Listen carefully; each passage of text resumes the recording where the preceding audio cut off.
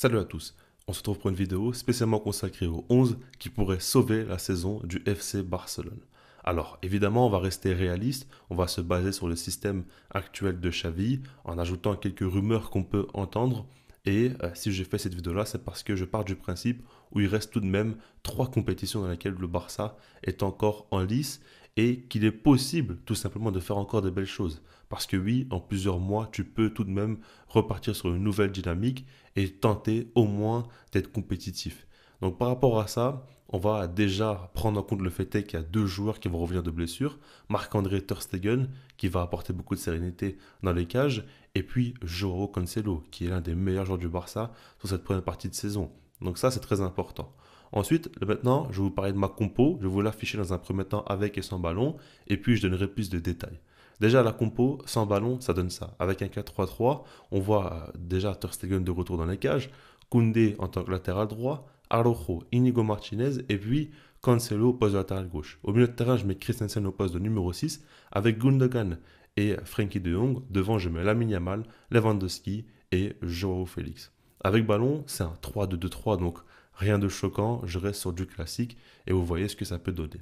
Maintenant, on va commencer par la première donnée à prendre en compte, c'est le fait que Ronald Araujo, je l'installe définitivement au poste de défenseur central.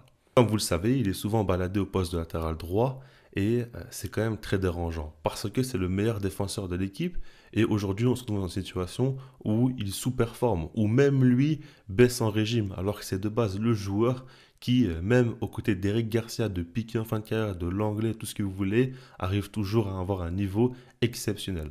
Donc là, c'est vraiment qu'il y a un gros problème et qu'il faut définitivement le laisser dans l'axe. Alors oui, aux côtés d'Inigo Martinez, alors qu'il n'a pas vraiment de repère avec lui, mais je pars du principe où il a montré de belles choses Inigo et puis surtout qu'on est dans une situation où on doit tester des choses avec Christensen et avec Koundé aussi.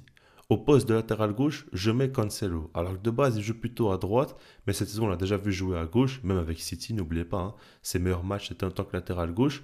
Et si je fais ce choix-là, c'est dans un premier temps par rapport à son apport offensif.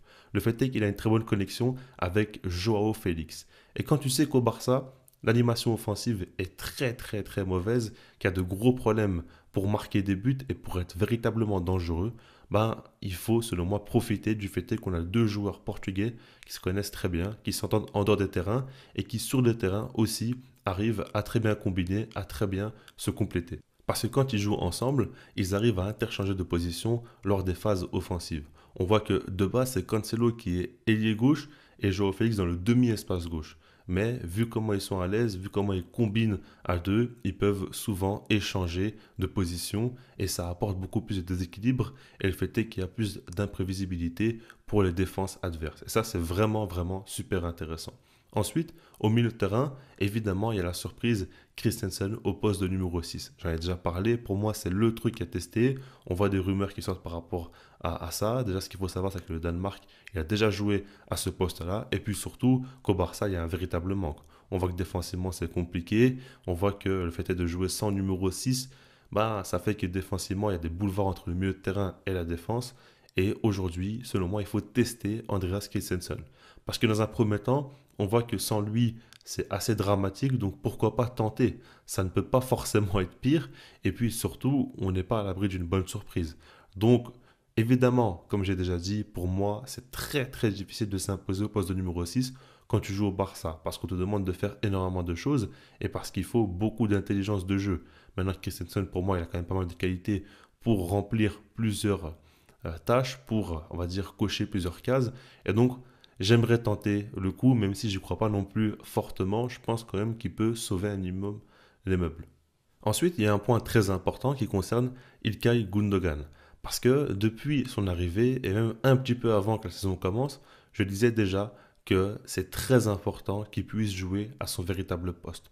Beaucoup ne le comprennent pas forcément ou ne savent pas réellement. Mais Gundogan, ses meilleurs matchs à City ont été faits dans un rôle plus haut sur le terrain, dans le demi-espace droit.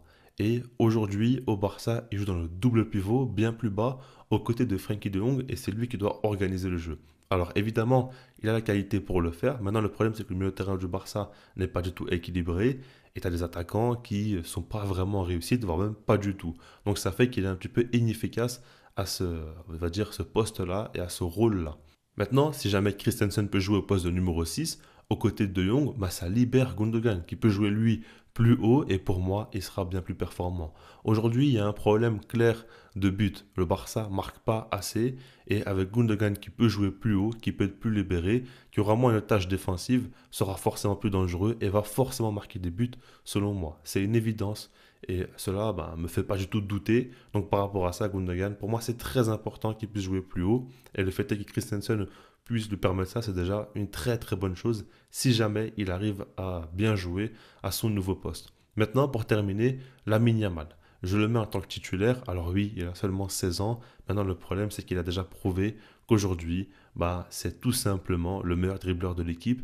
C'est le joueur qui va te créer des différences et qui ne calcule pas tout ce qu'il y a autour du club. Malgré la pression, malgré le fait que tout le monde baisse en régime, tout le monde perd un petit peu son niveau, lui, il arrive toujours à être étincelant et à faire briller ses coéquipiers, à se mettre en avant. Enfin, c'est assez fou. Et donc, par rapport à ça, évidemment qu'un ailier qui dribble autant, qui fait autant de différence, c'est tout ce que le Barça doit avoir dans son effectif à l'heure actuelle. Vous devez certainement vous demander que fait Don Pedri, le joueur le plus rayonnant de l'équipe, le plus fort.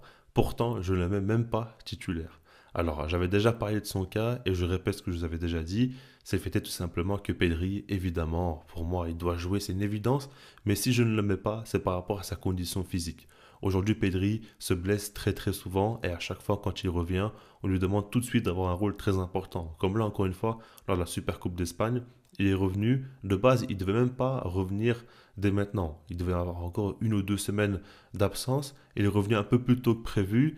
Il rentre déjà en cours de jeu face à Osasuna. Et puis surtout, il joue titulaire lors du Classico. Évidemment, c'est pas normal. Et à chaque fois, c'est comme ça avec lui. Parce qu'il est beaucoup trop performant, malgré le fait qu'il ne soit pas à 100% physiquement. Donc par rapport à ça, je pars du principe où dans un premier temps, il faudra le mettre sur le banc. Le laisser vraiment récupérer à 100%. Et une fois qu'il est dans un très bon état physique, pour l'intégrer dans le 11, il faudra regarder ce que Christensen fait. Parce que s'il s'impose au poste de numéro 6, ça fait qu'il ne pourra pas directement être remplacé par Pedri. Donc, je le mettrai à la place de João Félix. Maintenant, encore une fois, si le Portugais, lui, aussi est performant, dans ce cas-là, je laisse João Félix, je laisse Christensen et je mets tout simplement Pedri à la place de Koundé. Et donc, je donne un rôle hybride à Christensen, où il va démarrer en tant que latéral droit ou défenseur central, où il va devenir numéro 6 avec ballon et puis donc je mets Pedri. Ce qui serait excellent, maintenant ce qui serait très compliqué parce que Christensen déjà qui devra s'adapter à un nouveau poste et en plus de ça on lui donne un rôle hybride où par rapport aux phases il va encore une fois découvrir de nouvelles choses, ça va vraiment devenir difficile pour lui et là on en demandera quand même énormément. Maintenant si jamais ça fonctionne ce serait vraiment excellent parce que ça permettrait d'avoir Christensen, Pedri, De Jong, Gundogan, João Félix, Lamine Yamal, ce serait quand même assez fou. Pour terminer, ce qui est important à prendre en compte aussi, c'est les remplaçants sur lesquels donc je ferai confiance et sur lesquels je miserai. Déjà pour commencer, Hector Ford. Aujourd'hui, c'est un jeune joueur de seulement 17 ans qui a montré qu'il a beaucoup de talent. Et puis surtout, il répond à des besoins clairs du Barça. Il joue au poste de latéral droit. C'est un joueur qui est très athlétique, très rapide, qui peut apporter défensivement et qui offensivement a quand même un très bon pied droit. En termes de qualité de centre, il n'y a pas beaucoup de joueurs dans l'effectif qui font aussi bien que lui, c'est dire tout simplement, et puis surtout parce que Koundé n'est pas du tout un joueur fiable. Donc Hector Ford, il est encore un peu trop jeune, j'ai pas envie de le lancer directement en tant que titulaire, mais j'ai envie de le mettre en concurrence avec Koundé.